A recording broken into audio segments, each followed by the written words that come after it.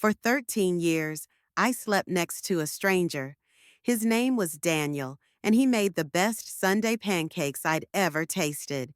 He kissed me goodbye every morning at 6:45 a.m., wore the same gray suit on Mondays, and kept a black moleskin journal he never let me touch. He said he worked for a logistics division inside a government agency.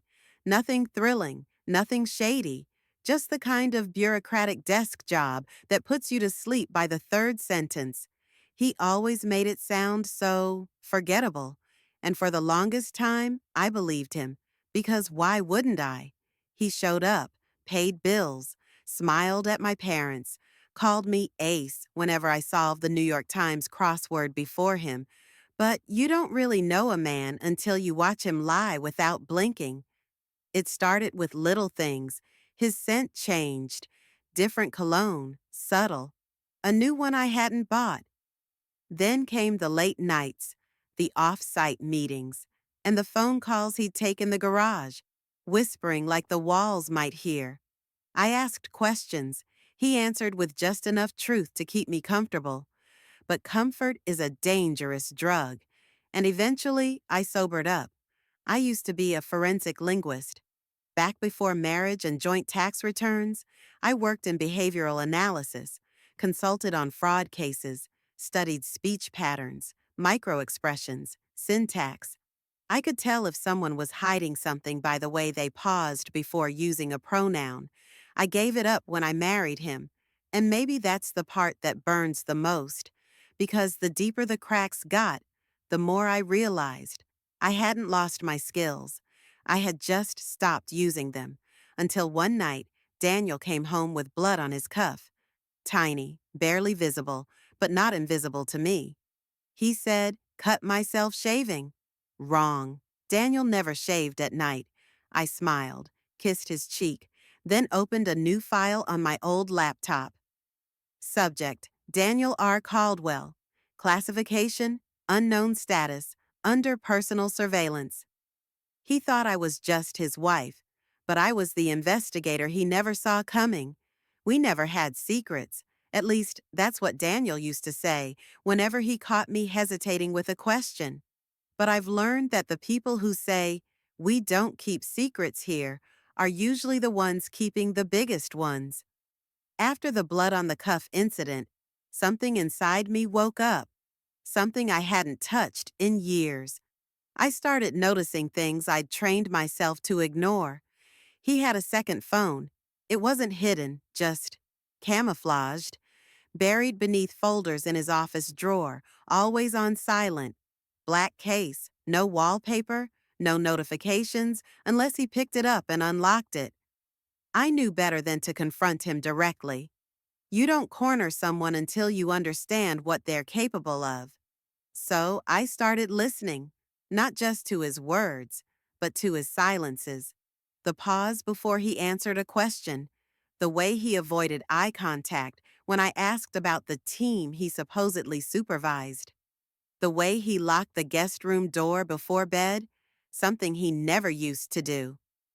That guest room used to be my home office. Now it was his project space. One night while he showered, I walked to the door, listened. Two voices, whispering. One was Daniel, the other, muffled, robotic. At first, I thought it was a phone call on speaker, but there was no echo, no response delay. Just two voices, one low and urgent, one mechanical and curt. Then, drop site confirmed, coordinates unchanged. Daniel's voice: "What about surveillance?" "Minimal risk, wife's profile, dormant." I froze. Wife's profile, dormant.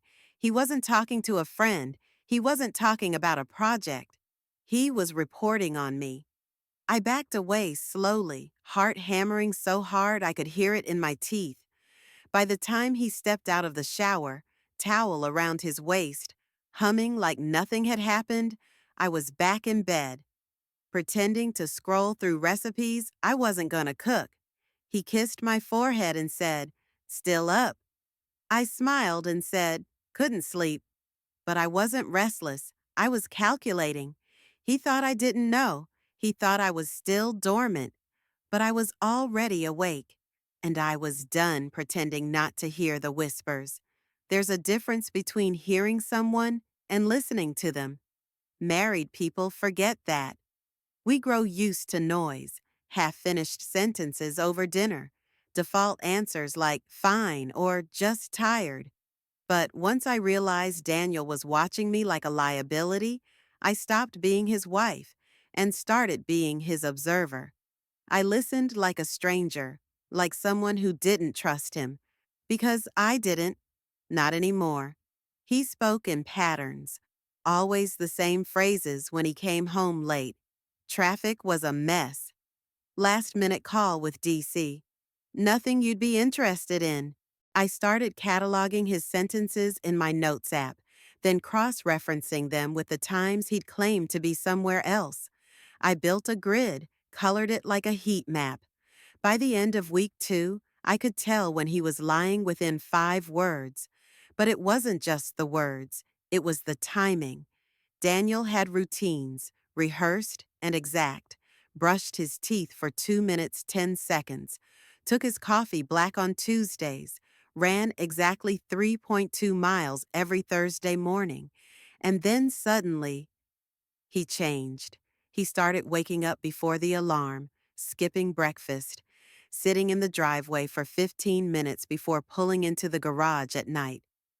One morning, I found him staring at the hallway mirror, just staring, like he was trying to remember who he was supposed to be. "Everything okay?" I asked softly. He smiled, but his eyes didn't. "Just tired.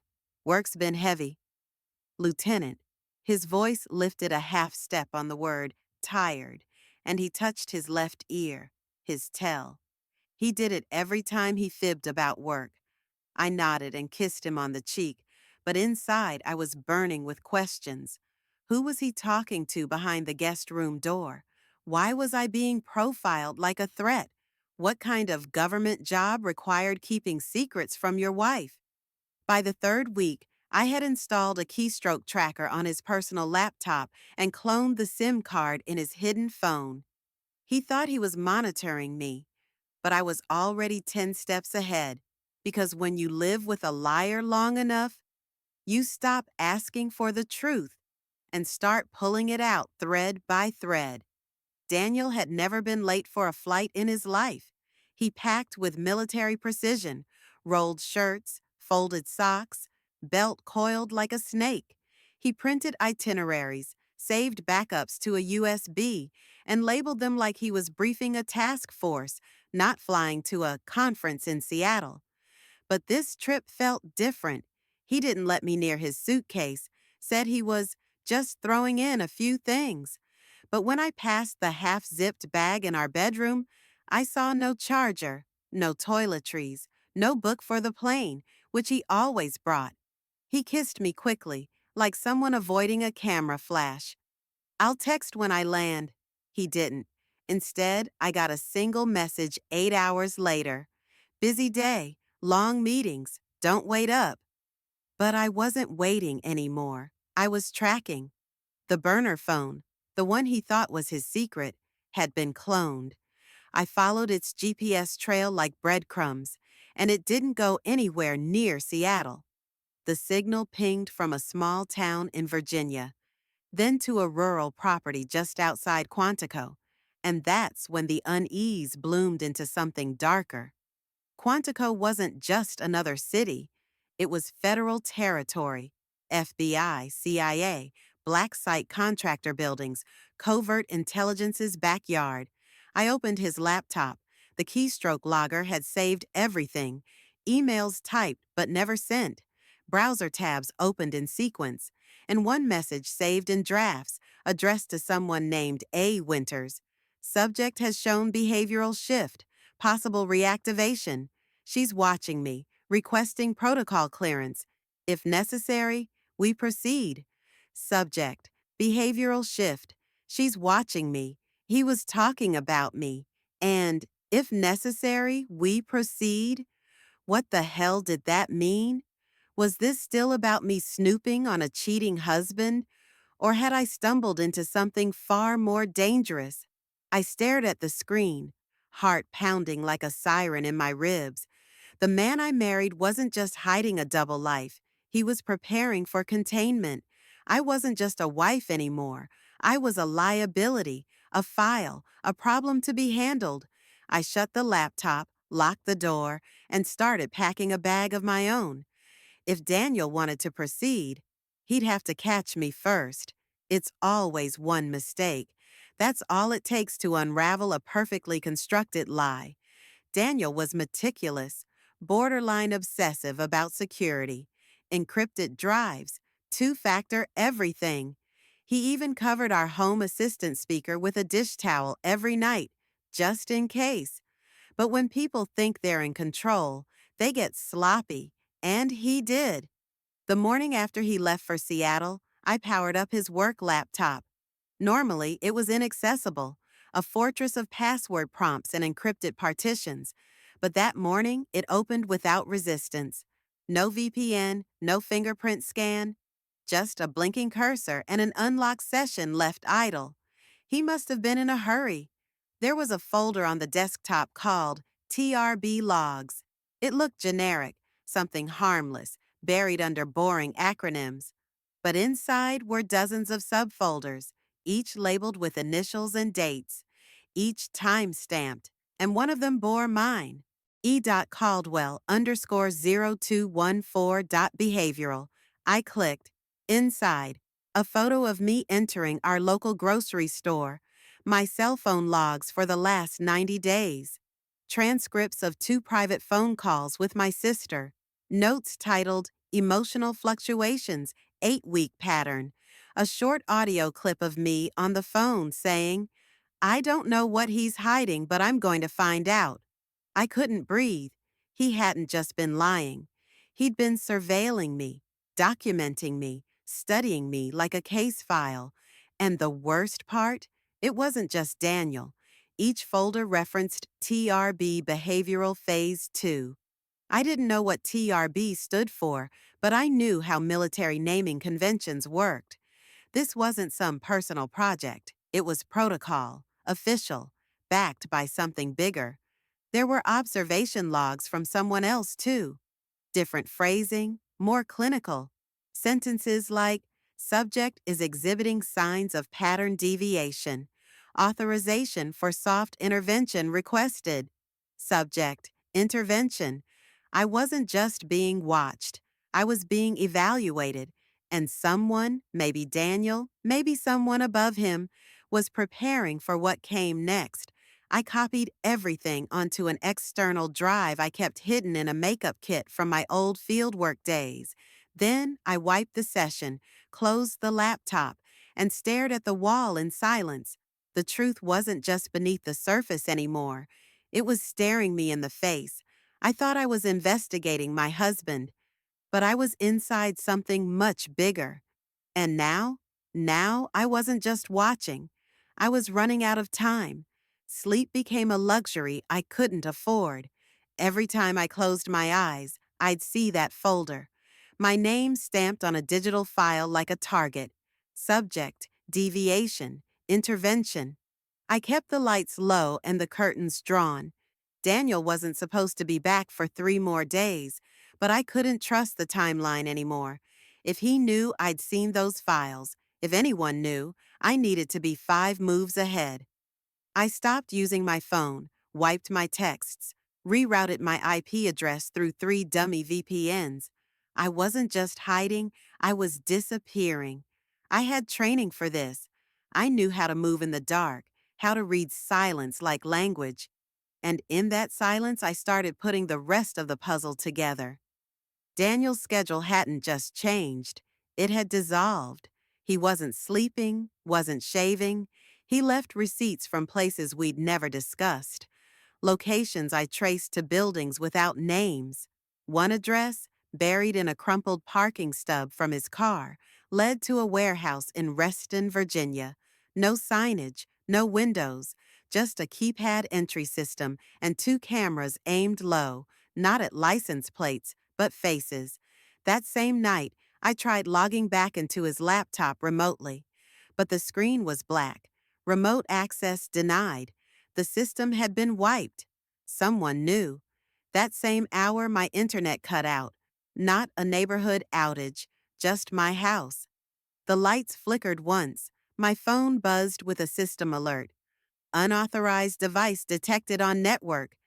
They were sniffing, probing, testing how much I knew and whether I'd already run. I packed a go bag: ID, cash, burner phone, hard drive, 3 fake credentials from my old field days I'd kept just in case. Not for Daniel, but for something like this. I hid the drive inside a hollowed-out book on our shelf, Crime and Punishment, the irony not lost on me, and started preparing for what I used to teach others to expect: containment protocol. Step 1, isolate the subject. Step 2, control the narrative. Step 3, remove the threat. I knew which step I was standing in. They hadn't come for me yet, but the silence was tightening like a noose. And when silence starts pressing in, you either freeze or you go louder than they ever planned for. The day I vanished, it was 4:17 a.m. No goodbye note, no dramatics, just a back door left ajar and a version of me folded up inside a house that no longer felt like mine. I slipped into my old self like a second skin, worn but still sharp. The me before Daniel, before Sunday pancakes and couples dinner parties, before I traded surveillance reports for grocery lists. The government had a phrase for what I was doing: ghosting in plain sight. I called it going home. I drove an unregistered sedan 3 counties out, switched plates, used a gas station terminal without a camera to check the burner phone. My inbox was empty, but the silence spoke volumes. I was off grid now, and the moment I left, I stopped being a wife with questions. I became a variable, a problem that couldn't be filed away. My first stop was a safe house I hadn't visited in almost a decade. It belonged to Julia Vargas, an old field contact turned librarian turned underground data broker. We'd buried each other's secrets during years the agency didn't know about, and years they pretended never happened. When she opened the door and saw me, she didn't speak. She just nodded and stepped aside. Then she said, "He activated phase 2, didn't he?" I froze. "You knew?" "I didn't know, no," she said, "but I heard whispers, something about a domestic op wrapped in marriage, a long-game surveillance model." Her voice dropped. "They called it Operation Eve." I felt my stomach tighten. Operation, as in official, authorized. "You think he married me for access?" I whispered. Julia's eyes didn't flinch. "I think you were the test, the data source, the lab rat in lipstick."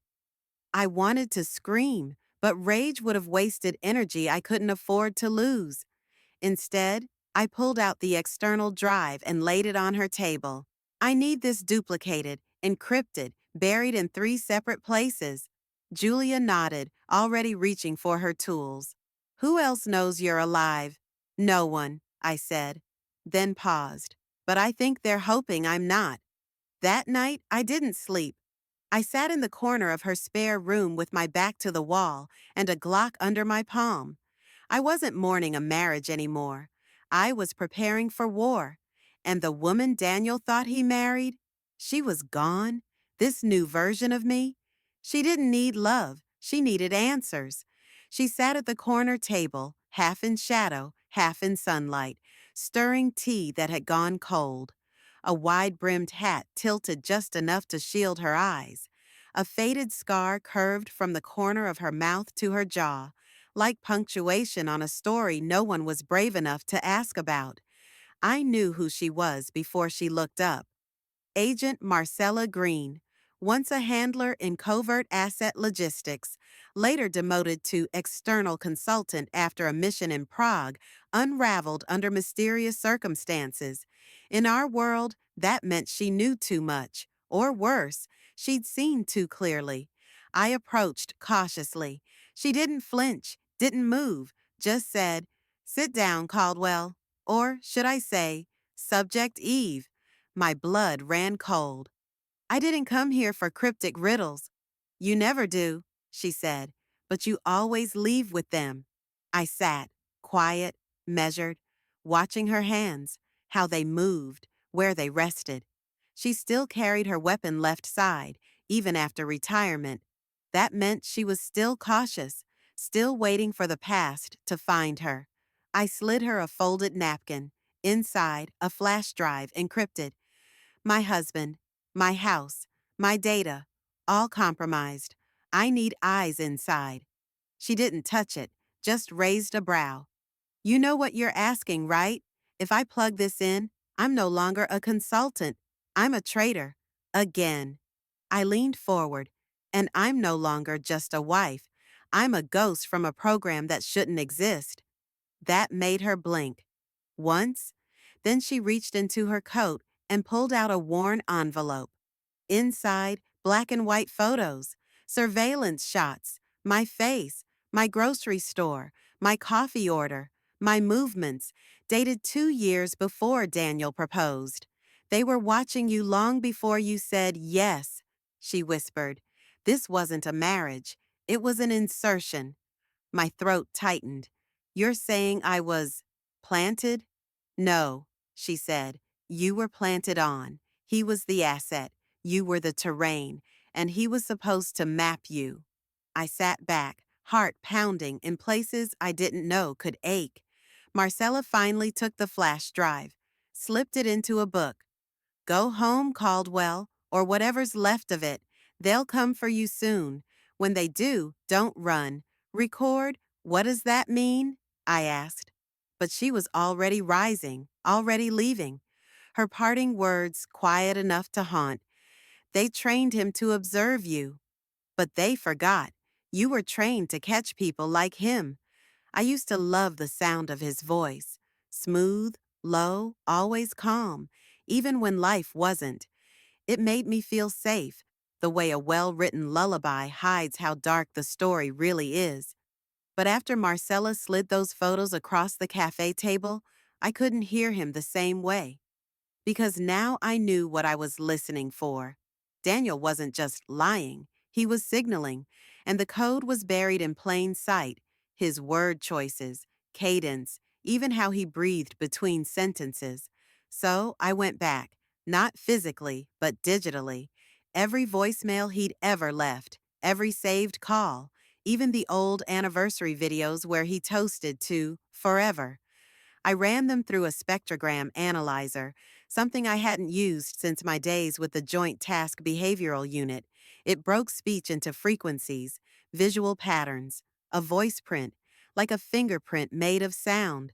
I compared recordings across different years, looked for anomalies, and I found them. A subtle pitch shift every time he said the word work. A zero point 0.3-second delay before answering any question with the word classified. And most disturbing of all, he never ever used my name on recorded calls. Not once. To anyone listening, we were just a normal couple. But to those who knew the patterns, his language was protocol. I started overlaying his voicemails onto a grid, each one lined up perfectly with agency keyword algorithms, words like client, confirm, passive, containment. It wasn't speech, it was reporting. He was logging behavior, logging me. And that's when I found the real break. A voicemail I'd never noticed before, left the day before our 3rd anniversary. He said, I'll bring wine. Keep the light on. I'll be back before it flickers. It had always seemed sweet, romantic, but this time I heard the capital letters, keep the light on, a phrase used in embedded asset code books, flicker, designation for low-level containment escalation. The whole message wasn't love, it was a timestamp, a trigger. I was never his partner.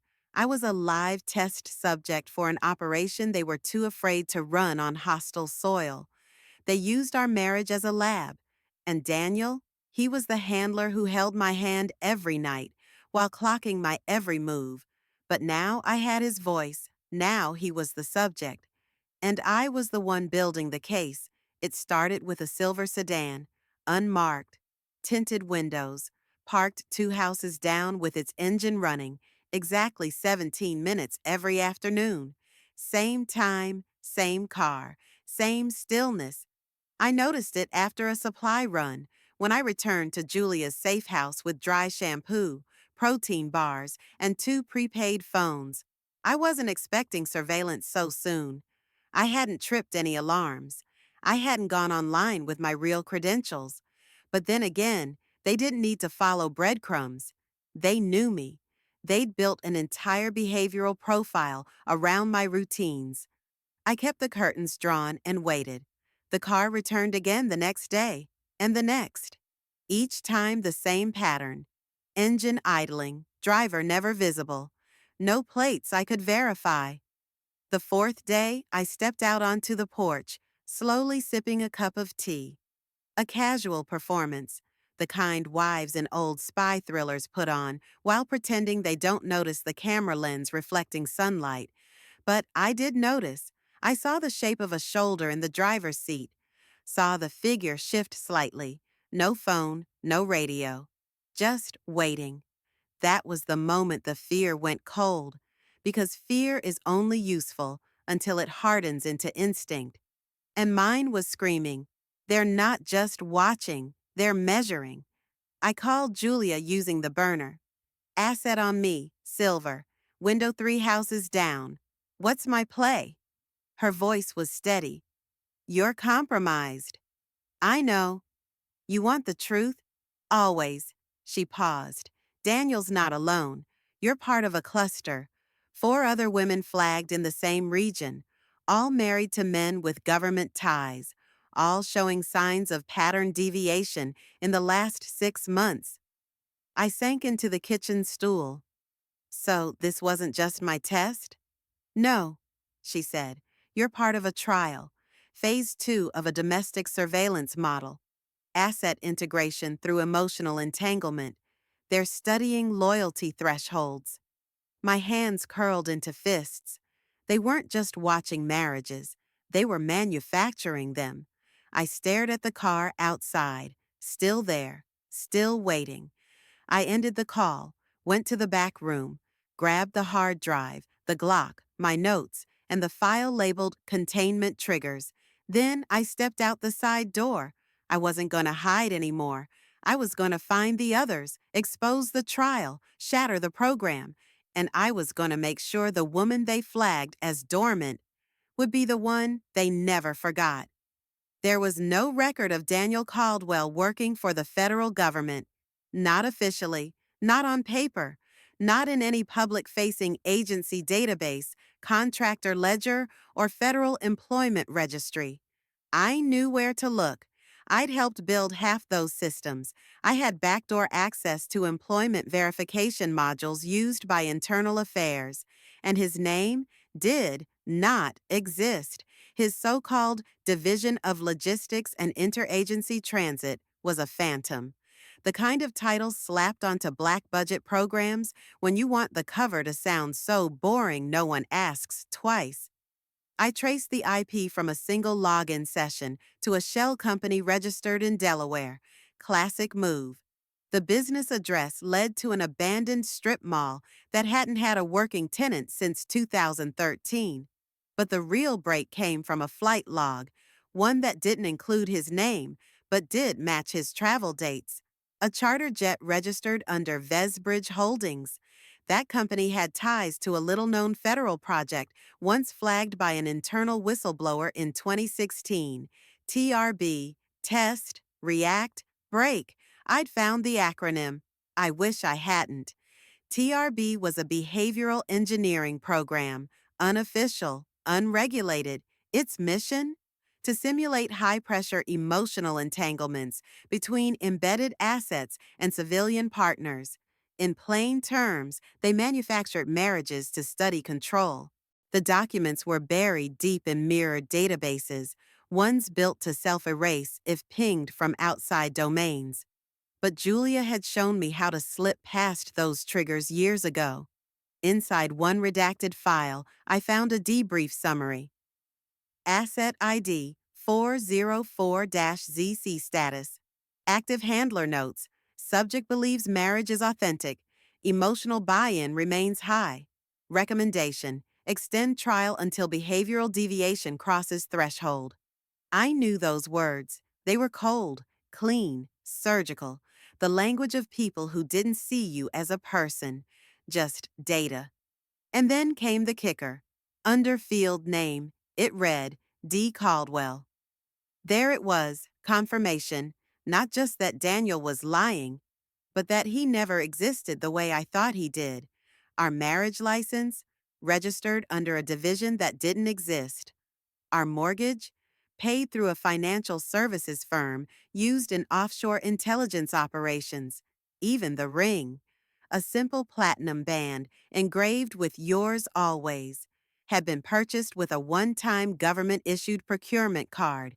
Every moment, every smile, every I love you had been paid for, filed, cataloged, and now I was done digging, because this wasn't about uncovering his lies anymore.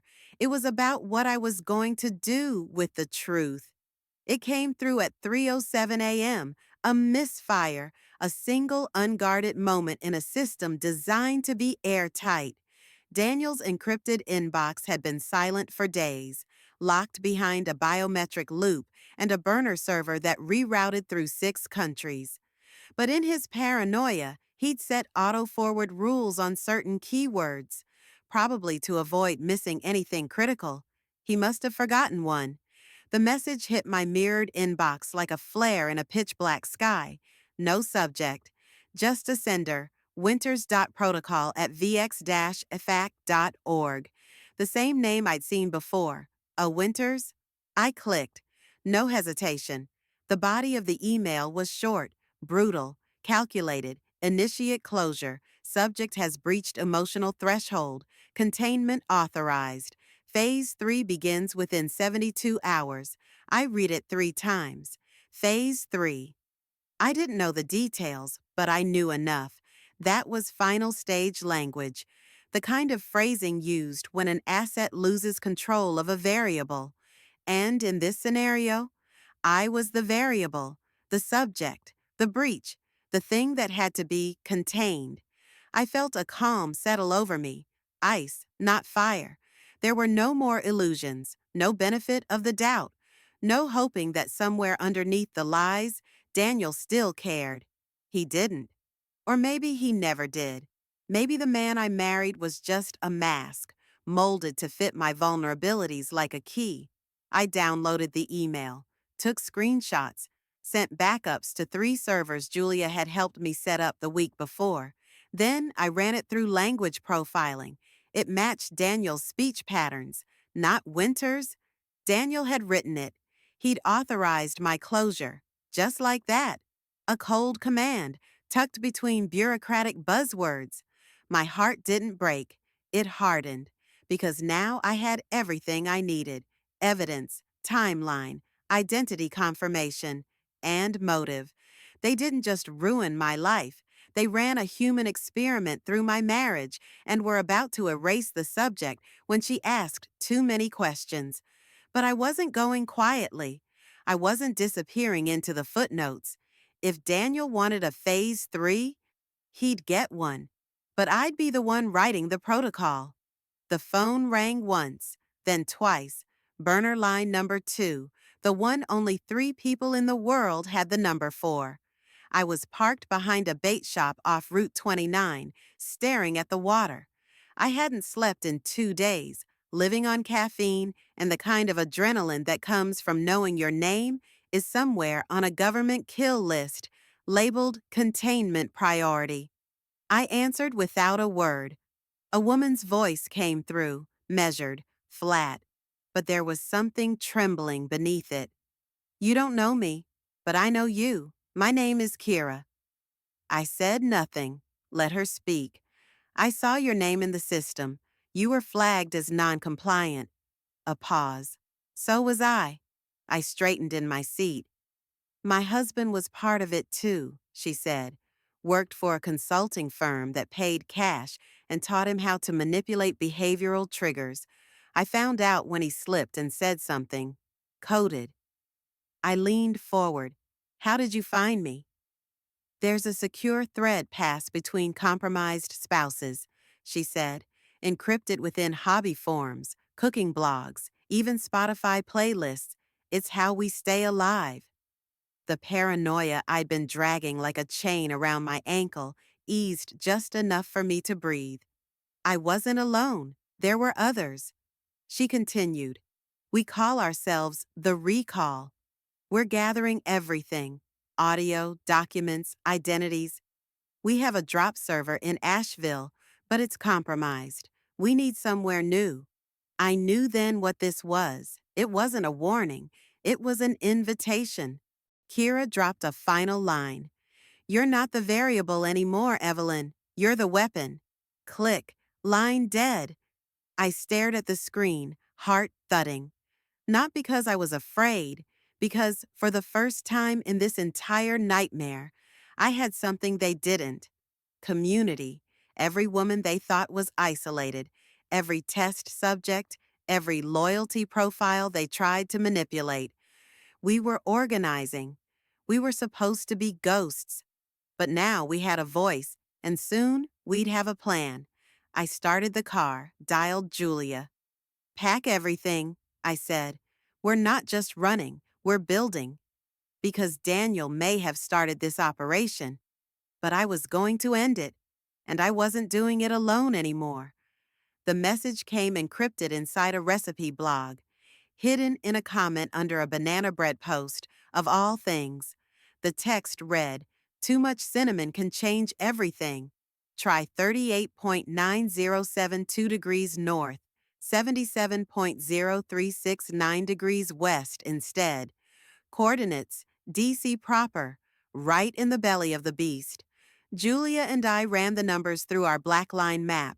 It dropped a pin not on a government building, but just outside it, on the edge of a parking structure attached to a private contractor's campus. Veriton Analytics. They weren't on any agency roster, no ties to Langley or Fort Meade, but deep research showed subcontract links to two entities that once funded TRB. Same language, same funding flow. This wasn't just where Daniel worked, it was where the program lived. We debated it for hours, whether it was bait, whether we were walking into a setup. But I couldn't ignore it. I needed to see it, to touch the truth. I dressed like an intern, navy slacks, oversized badge, unassuming laptop bag. Julia waited in a car 3 blocks out, ready to trigger a GPS override if I didn't check in every 12 minutes. The parking deck was full of polished SUVs, tinted sedans, government ghosts with clean tires. I walked to the third level as instructed. At the far corner, just behind a concrete pillar, was a utility access panel, and taped beneath it, waterproof, sealed, and coated, was a flash drive. No note, no signature, just an old sticker on the case. It said, Welcome back, Eve. I didn't plug it in there. I walked. Fast. Didn't run. Didn't look over my shoulder. When I reached the extraction point, Julia already had the decryption tools fired up. We cracked the drive in 11 minutes. Inside were 5 folders. The titles made my stomach twist. Subject match reports, Phase 3 procedures, asset deactivation logs, marital engagement templates, behavioral collapse cases.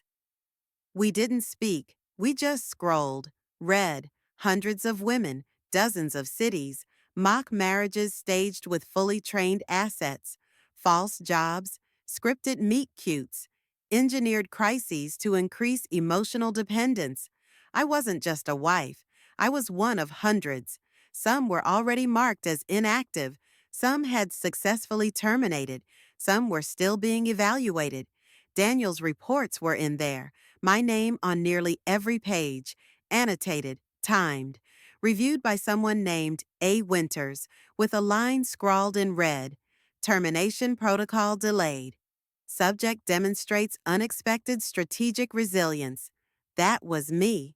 Unexpected, but not for long, because now I had everything: the blueprint, the evidence, the coordinates that proved it all. They thought I'd run, they thought I'd hide, but I wasn't just coming back. I was coming back with fire. I didn't break into our house. I broke into his life. The man who once kissed my shoulder every morning while brewing my coffee had become nothing more than an assignment, an op wrapped in cologne and routine. So I stopped treating him like a memory and started treating him like a mission. Daniel returned 2 days after the drop, right on schedule. Smiling, calm, empty-handed. I watched him from across the street through binoculars, parked in a landscaping van Julia borrowed from a friend with a clean record. He entered through the back, walked through the house, then paused, right at the bookshelf, where Crime and Punishment had once sat, the hollowed one, the one that held the drive. He stood there a long time, not moving, not touching, just calculating. He knew, but he didn't know what I had. That night, while he slept in our old bed alone, I entered through the basement. Julia cut the power remotely. 15 seconds, just enough to disable the internal motion sensors, but keep the cameras fooled. I moved through the shadows like I had in a past life, counting breaths, measuring silence. In his office, I found a locked drawer, standard key, no tricks. Inside, a printed dossier marked Phase 3, Caldwell Protocol, a burner phone with only 5 numbers saved, a black envelope labeled Containment Clearance, Eve Caldwell, and one photo, me, taken from across the street, time-stamped 2 nights ago. He'd known I was watching, and yet he didn't report it, not yet. That was a mistake. I scanned the dossier, my psychological profile, emotion response scoring, predictive threat index. Under behavioral risk summary, it read, subject displays accelerated cognitive adaptability, no longer suitable for passive observation. Recommend neutralization or alternative asset conversion. Neutralization, that word again. Cold, final. But what chilled me more, there was no malice in his notes, just metrics, numbers, like he was analyzing a weather pattern, not his wife. I left everything where it was, took nothing, changed nothing, because now I didn't need more evidence. I needed the end game. Daniel had studied me for years. Now it was my turn. And when it came time for the final play, I would be the one watching him from the shadows. The warning didn't come as a threat. It came as a favor. A white envelope slid under the door of Julia's safe house. No return address, no name, just a single sheet of paper with a message typed in courier font, like it was printed on an old military teletype. You've proven your point. Walk away. This isn't about you anymore. No press, no leaks. You disappear. We all do. No signature, but the phrasing was familiar, too controlled, too precise. Daniel. That was his tone, clinical concern laced with bureaucratic menace, the kind that says, we don't want to hurt you, but we will. Julia burned the note immediately. No prints, no fibers. They knew what they were doing. I wasn't surprised. The moment we found the Veriton cache, the clock started ticking. Our system was breached the next morning. One of our drop servers went dark. A safe contact in Austin vanished. The recall thread went silent for 72 hours. Containment had begun. And yet, this note was something else. Not an order. A test. They were hoping I'd blink, that I'd crack under the pressure of being watched, followed, hunted, that I'd accept the unspoken offer, vanish quietly, let the next test subject take your place. But I didn't become a ghost to disappear. I became one to haunt. So I recorded a message, encrypted, timed, set to autosend to 312 independent journalists and whistleblower networks if my phone went dark for more than 96 hours. Inside the file, The TRB protocol breakdown, evidence of domestic psychological warfare, lists of marriages used for covert research, agent names, dates, locations. I titled the file, Operation Eve, Proof of Programmed Partnerships. Then I left a final line. If you're reading this, I was never crazy. I was early. They wanted me quiet, but I had been silenced long enough. I called Daniel that night from a restricted line. He answered on the second ring, paused, then said, "You shouldn't be using this number." I smiled. "You shouldn't have made me a variable." He didn't speak, didn't breathe, so I continued. "You built a profile around my mind, but you underestimated my memory. You trained me to read between the lines, and now I've written my own." I ended the call, not with fear, with resolve, because when they told me to stop asking questions, they forgot one thing. I don't ask questions to get answers. I ask them to expose the liars who are too afraid to speak. There were things I suspected, things I feared, but nothing prepared me for the basement. Not the basement in our home. His basement. The one beneath a decoy property listed under the alias Darren Cole. Julia found it after tracing a utilities billing slip Daniel accidentally forwarded to his own burner. The house looked abandoned from the street, overgrown lawn, chipped paint, no digital footprint. But inside, it was alive. Julia and I broke in on a rainy Tuesday morning. No alarms, just a biometric lock we bypassed with a thermal lift and an old agency trick involving dry ice and a rubber band. The interior was spotless, no furniture, no article, just a rug covering a steel trapdoor in the center of the floor. We pulled it open. Metal stairs descended into what looked like a makeshift command room, lined with servers, tactical maps, voice print samples mounted on cork boards, and in the middle of it, a single chair with leather restraints. We didn't speak. We didn't need to.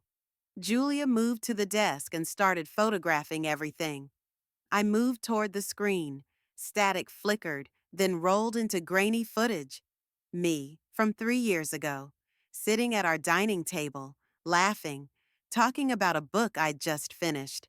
Audio overlay, Daniel's voice, reading out loud a psychological assessment.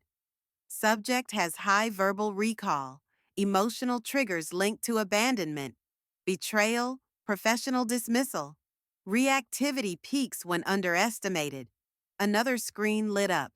This time, it wasn't me. It was someone else, a woman, late 30s, different city, same layout, same chair. Files labeled Subject L3, cognitive dissolution tests. There were others. They weren't just observing us, they were testing us, breaking us. My knees weakened, but I didn't collapse, because now I understood what he did in that basement. He recorded, he documented, he broke people down until they fit the profile. And then, they were either marked converted or cleared. I checked the final folder, mine. It had just one video file, titled EVEACTUALFINAL.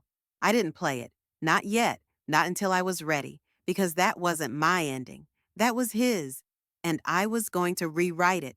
They didn't come in black vans, no sirens, no SWAT boots crunching gravel.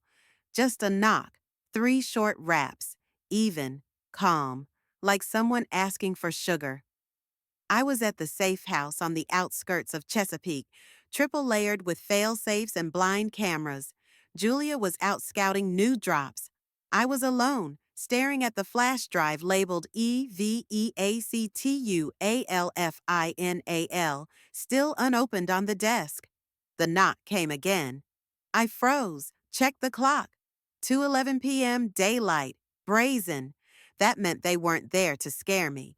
They were there to negotiate. I checked the perimeter cam. 2 men, black coats, clean shaves, no visible weapons. Badges held chest level, just long enough for the lens to catch but not long enough to scan. Agency, not local, not federal, private. I answered the door, not because I was ready, but because I was done hiding. The taller one spoke first. Miss Caldwell? Depends who's asking. We're with the Office of Integrated Behavioral Research, Division 7A shell name. I didn't flinch. Long name for something that doesn't officially exist. He gave the faintest smile. We're aware of the data you've collected and the system breach at Veriton Analytics. So that was it. Not a hit, a cleanup. He reached into his coat and pulled out a folder. Thin, plain. This is a non-disclosure agreement. If you sign it, your identity will be reset, relocated, your record scrubbed. You'll receive a monthly stipend, enough to start over, quietly. And if I don't? His smile disappeared. You'll be labeled a hostile asset, and protocol resumes. I took the folder, flipped it open. Inside, my name, my birth date, but not the one I was born with, the one they assigned me when Daniel filed my profile. I looked up. You're offering to erase me again, only this time with my permission. Survival isn't always a choice, the other man said. First time he spoke. Sometimes it's compliance. I laughed. Once. Hard. Let me guess, Daniel sent you. He doesn't know we're here, the first man said. Not yet. He failed his handler review. He's no longer in control of the situation. For the first time, they looked nervous, because I didn't look afraid. I handed the folder back. Untouched. You want me to disappear?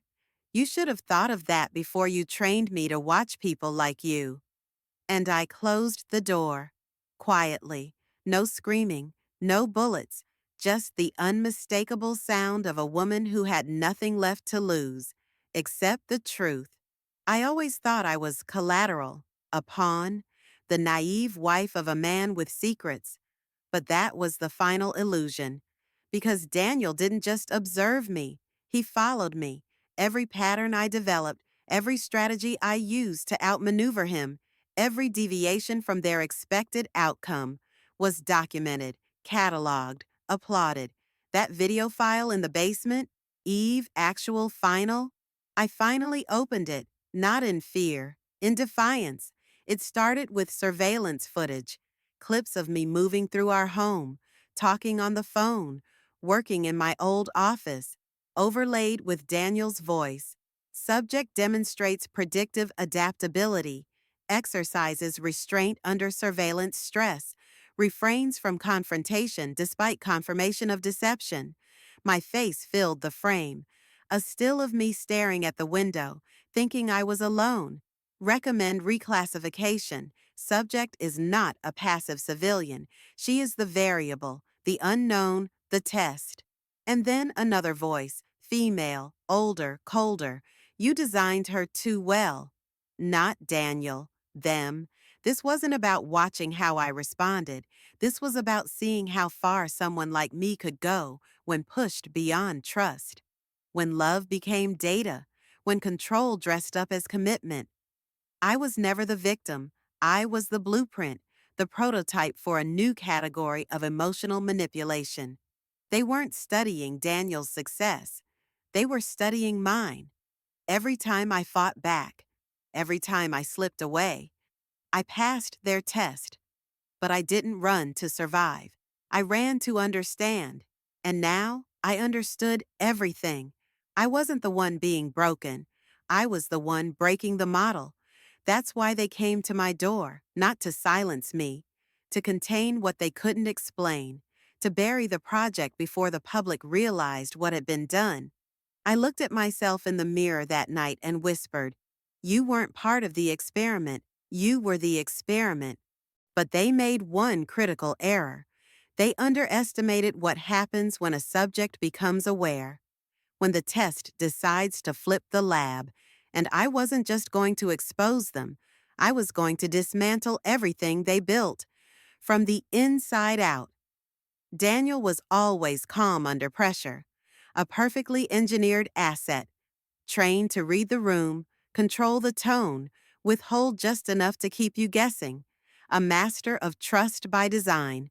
But I wasn't built to be deceived. I was built to decode, to dig, to survive the silence between words and turn it into evidence. They trained him to lie, but they forgot what I used to be.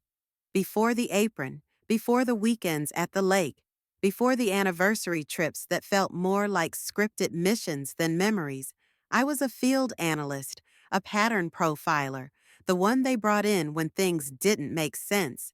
And nothing about Daniel had made sense since the day he first said, "I knew you'd be the one."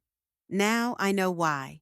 Because I wasn't just the wife, I was the end point, the variable they didn't expect to adapt this far. After I watched the final video, I uploaded the evidence, not to one place, to 50 journalists, whistleblower networks, private archives. Some would bury it, some would dismiss it, but some would listen. And that was enough. The Recall Network lit up the same night. Kira, Julia, dozens of others, women who had woken up beside men who weren't real and refused to go back to sleep. We started releasing coordinated leaks, redacted files, facial IDs, financial logs, the architecture of Operation Eve ripped open from the inside. Daniel went off grid. No activity, no pings, no more shadow at the window. For the first time, he was the one being watched. I don't need revenge. I don't need a courtroom. I don't need him to say my name because I already took it back. And now, when I walk into a room, when I speak on panels or publish under my real identity, I do so as Evelyn Carrington Caldwell, not a subject, not a wife, not a footnote in someone else's program, but a woman who turned surveillance into a weapon, who took their blueprint and shattered it, who made every question they thought they'd answered burn. He was trained to lie. But I was built to find out. And now the world knows exactly what I found.